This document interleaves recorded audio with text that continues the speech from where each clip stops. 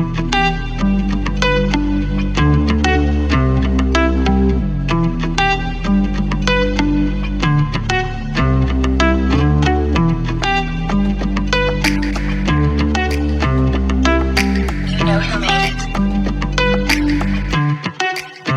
I'm not sure Freedom has a high school team this year. I do PA Cyber so that I can graduate early, and I haven't really heard anything about having a senior year for high school. So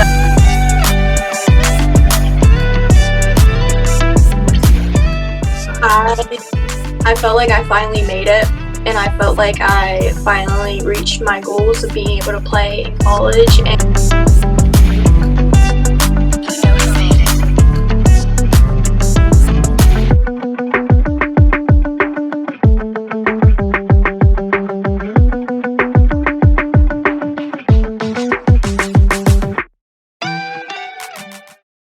This is Small Ball Podcast. My name's Bill Littler, and with me today is Emilee Waggoner from Freedom High School. She's a senior there playing softball, and she's also committed to Penn State Beaver, which is exciting. How you doing, Emilee? I'm good. How are you? I'm doing good. Thanks for doing this. Thank you. This will be fun. And like I said, we were talking a little bit before. Don't be nervous. We're just chit-chatting about softball. Not a big deal. So let's dive into the questions right away. So the first question that I ask everybody is, how did you first get involved as a youngster playing the game of softball? So when I was 9, I was in the backyard with my grandfather and my brother, and we were throwing a baseball. And I told my grandpa that I wanted to play baseball. And my family was like, well, what about softball? You'll be playing with a bunch of girls and you'll get along with them a lot better. So when I was 9, I started softball, and ever since then, I kind of made my whole life around it. Did you play baseball at all?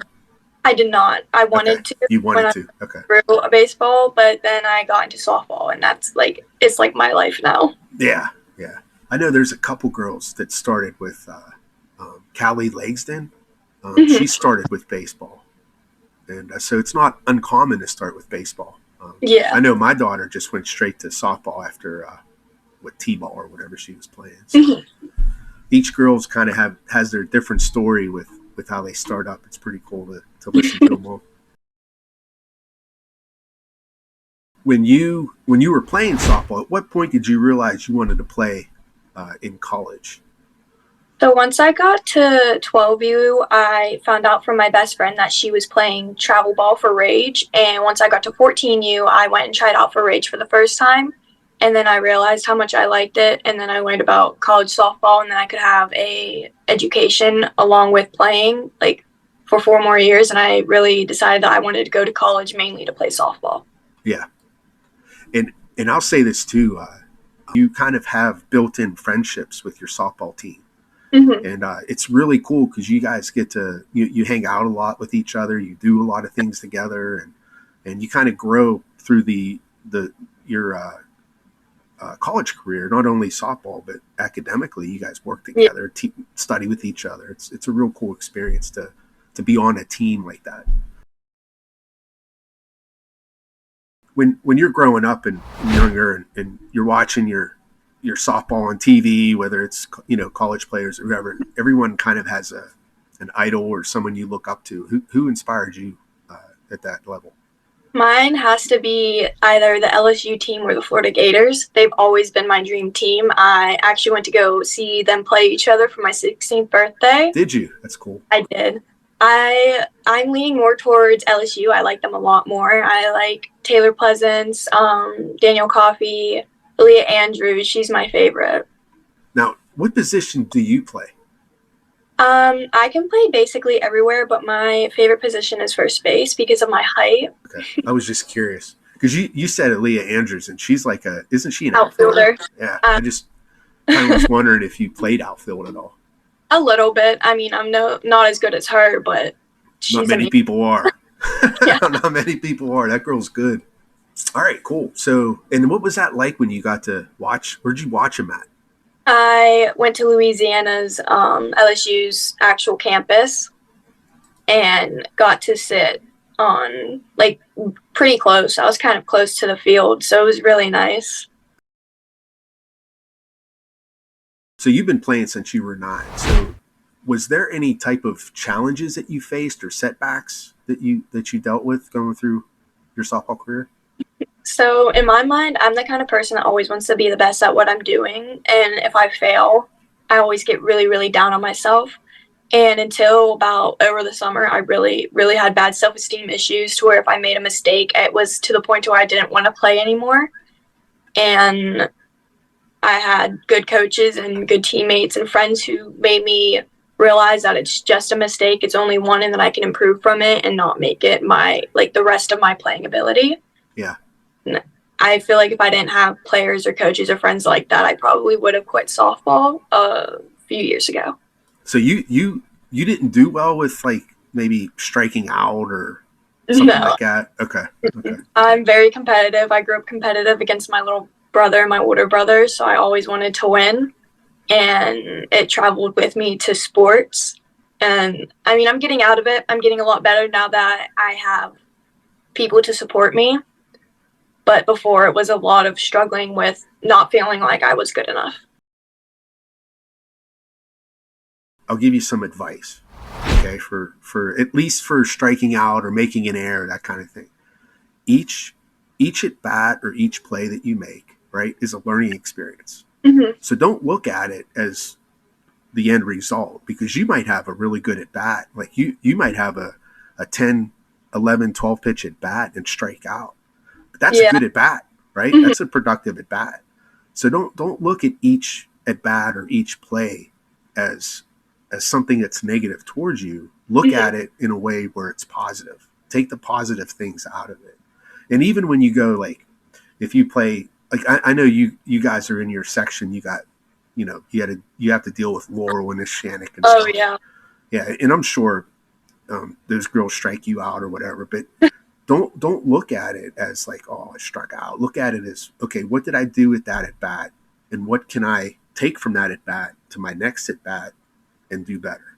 Yeah. So just look at it that way, because I know a lot of girls get stuck into that failure mode and say, oh, I screwed that up, and then you dwell on it and it takes you into your next at bat and you're not as sharp or focused as you should be.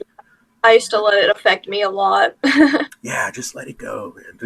Because I mean, you're going to strike out. There's no one who's ever played softball that never struck out. Mm-hmm. It's impossible to do. And a lot of times, like, especially if you guys are facing Nishannick or Laurel, sometimes those pitchers are good. They're going to strike you out. They're really good. Yeah, they're going to strike you out. And even when you get into the college level, you're going to deal with the same stuff. People are just going to be, they're just going to be good. And as much as you want to get a hit, they want to strike you out. So, and that was a good story too, by the way. I know there's a lot of young kids that watch these. So listening to the older girls go through the same struggles that maybe they're going through is really good for this. But that's a really, really good story. Thanks for sharing that. You're welcome. Can you share some highlights or memorable moments that you had throughout your softball career, whether it's in high school or youth or, whatever it may be? So when I joined softball, I was able to meet my best friend, and I have been best friends with her ever since, and I hang out with her every day. And me and her both love softball, so we'll practice together. I love the travel tournaments when we went to Sandusky, Ohio for Cedar Point. It was always so fun with the team. Everybody bonded and everybody got along, and it was more fun than competition, doing like faraway tournaments and having fun things to do at the same time. Yeah. I really did enjoy all the funny memories in the tournaments. Those are probably my favorite. Yeah, so you went to Sandusky. They have really nice complex up there. I've actually never seen it up there, but I've heard a lot of people talk good things about it. And did you go to Cedar Point afterwards? I did, yes. Yeah, that's cool. But yeah, that part of softball, I think a lot of people don't realize just how fun travel is, just because of the fact that you get to hang out so much and you get to do so much over the weekends. And you bond so much with your team. Oh yeah, absolutely. And even the parents, I've made a lot of friends just from being a dad watching Yeah. softball all those years. It's a really fun experience. All right, so let's get into your senior season coming up. When we talked, so you play with Freedom, and we know that you're in a really tough division with Neshannock and Laurel and Riverside, and who else is in there? New Brighton. Now going into your senior year, of course you're one of the seniors and one of the leaders of the team. Can you describe your team's dynamics this year and how the whole team gets along with all the teammates? So I'm not sure Freedom has a high school team this year. I do PA Cyber so that I can graduate early, and I haven't really heard anything about having a senior year for high school, so that kind of sucks. But the team, like last year, there was a little bit of normal teenage drama, but other than that, everybody gets along. Everybody's able to push it to the side and act like a team. Now, tell me more about this. So you don't think you're going to have a team at all with I Freedom? haven't really heard much about it. Now, is your coaches changing, or are you going to have the same coach, or you haven't heard that either? No, I think our coach stepped down this year, and I haven't really heard anything. Nobody really has heard anything about softball other than trying to get a team together, but nothing about getting a new coach or starting an actual season. I graduate in about a week. I'll be done with high school until I start college, and between That's cool. yeah, I think until then I'm just going to work on myself personally with softball if I don't have a high school team. All right, so that actually helps us get into this next part of it. So now, with that in mind, potentially Freedom not having a team and you not being able to play in the spring, what type of training and things that you're interested in doing to keep up with softball, I guess? I want to really work on my hitting. I struggle a lot with hitting, and I want to get a lot better before I get to college. I want to work on my footwork and getting faster and keeping more in shape and gaining more muscle for college. Okay, now I'm going to ask you a question. What are you doing to get there? I live right down the road from Rage's softball fields that they'll use during the summer and for practice. The Conway. Yes. Yeah. So I can easily walk right up there and go there.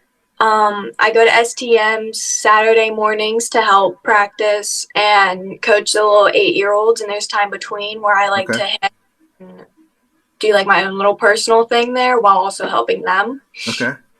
Because I like the fact that not only am I helping them, I'm also helping myself and realizing, hey, I also make the same mistake, and here's what I can do to fix it. Absolutely, yeah. And you always get better when you teach someone things too. So that's a good move for you for sure. So when you signed with Penn State Beaver, share with us that feeling, that what emotions and what did you think of whenever you went through that signing process? I felt like I finally made it, and I felt like I finally reached my goals of being able to play in college and not stop at my senior year, because I always was worried that I wasn't going to have a career after my high school seasons. Yeah. And the minute that I got an offer from Penn State Beaver, I took it, and I was over the moon. I was so excited. I had the biggest grin on my face for about 2 weeks, and that's all I could ever talk about. Yeah, that's all. It is an exciting experience for sure. Now, can you talk a little bit about your recruiting process? Mm-hmm. So over the summer I played for Ohio Blast, and I didn't really see many recruits, but then towards the end of the season, I went and played with my friend Kirsten for her Rage team, and she mentioned Penn State Beaver and that a coach was going to be there. And so I talked to him, and I was in contact with them, and I was able to catch their eye with them watching some of my videos from Sandusky. And since then, I've been in contact with them, visiting. Now, Kirsten goes there, right? She does, yes. She's a freshman there, yeah. Yes. What are you going to major there when you go to Penn State Beaver? I'm kind of undecided, but I'm leaning more towards the crime area of either detective or a criminal investigator. Then you're there for 4 years. You can play 4 years there, so that'd be awesome. And that's what I tell my daughter too. I'm like, you only have 4 years left to play, so Yeah. You want to make sure you go somewhere where you're going to be utilized those 4 years. Yeah. You don't want to go somewhere where you're going to sit the bench for the first 2 seasons and not be Yeah. used. So absolutely. So, okay, so you kind of mentioned a couple people already, but talk a little bit more about your support system and how you got to Penn State Beaver. So my mom has been my number one supporter since day one. She helped coach me, and she's always been there. Even when I get mad at her and I feel bad on her during a game because I had a bad game, she still was always there for me and understood, because she also was an athlete when she was growing up, so she knows what it was like. My best friend, always been there. I've always had really good coaches who believed in me and put their effort and time in for me. And I feel like without any of them, I wouldn't be the player I am today, and I wouldn't have had the confidence I grew to become a better player and want to even go to college and put myself out there. Yeah, for sure. That's awesome.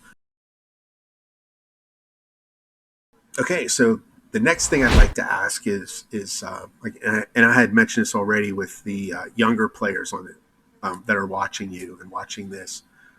What advice do you have for them for softball players who want to play at college and what they can do to help improve that chance of doing so? It's a struggle, but I feel like make mistakes, let yourself make mistakes, because without them you won't improve, and if you don't recognize a mistake, you won't be able to help yourself and recognize when others are trying to help you. Don't push them away. I did that a lot. I would get mad when others would try to help me, and it helped me block myself off from wanting to improve. When I finally opened up to let people help coach me and point out the things I'm doing wrong, I was able to finally realize them myself. Good advice, for sure. Yeah, I mean, a lot of kids do that, man, especially you teenage girls, man. You guys are rough. Yeah, we are. All right, well, is there anything else you want to bring up, talk about? Not that I know of. So thanks for taking the time out to do this. Thank you. Yeah, it was nice meeting you and talking to you. Thanks for doing this, and thank you so much. Catch you next time. All right, bye. Bye-bye. Thank you.